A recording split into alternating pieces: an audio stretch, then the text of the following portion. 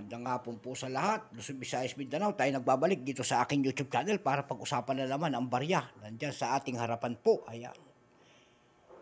Magandang hapon po sa lahat ng nakapag-subscribe dito sa aking YouTube channel po. Maraming salamat po. Doon pa naman sa hindi pa nakapag-subscribe, pakipindot naman po ang subscribe button para ma-update po kayo sa mga latest ko pang gagawin mga video po about coins. Ayan. At doon naman po sa nanonood doon sa aking FB page po, maraming salamat po. Ayan. Magandang hapon po sa lahat ng kolektor ng Pilipinas, Luzon, Visayas, Mindanao, kung saan kayong panig ng mundo po. Nagbabalik po tayo at mayroon na naman tayong coins na pag-uusapan andyan po sa ating harapan. Ayan po. Ang pag-usapan po natin coins, ito po ay 1795 po ng United States of America. Ayan. Ayan po ang ating pag-uusapan. Ayan. Ayan ang ating pag-uusapan po. Malaki pong barya to. Ayan yung ating 20. Kung paano siya kalaki. Ayan po. Bitcoin po ito, malaki. Malaki po, mas malaki sa 20 pesos natin. Ayan. Bago tayo magsimula sa ating talakayan, kilalanin muna natin ang coins na ito. Ayan po. Issue, United States. Period, Federal Republic, 1776. Up to date po. Ayan. Type, standard circulation coins, years, 1795 hanggang 1798. Ayan po. Value, $1 po. Currency, dollar, 1785. Up to date po. Composition po, silver.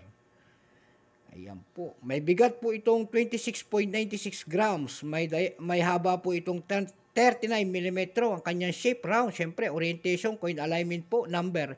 NDAS 10355 po. Reference number KM-18. Ayan po. Dalawa pong ano po ito, dalawang barya ang ginawa na inilabas ng United States of America. Ito po ay 56%. Ayan po.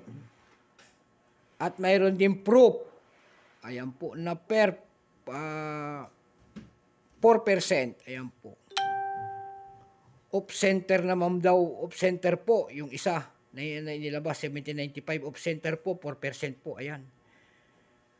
Dumako tayo dun sa 56% nito, ayan. Yung mintage po nito ay 42,738 piraso lamang, no appraisal price po ito, wala pang presyo. Ganon din po yung 4% off-center po, no price appraisal, no mintage, walang detalye. Kaya dumako kagad tayo doon sa mga presyo nito kasi wala nga mga detalye. Ay, nalaglag pa. Dumako ako doon sa ating numista.com po. Mayroon nagbebenta po nito, napakalaki. Ayan po, graded coins po yun.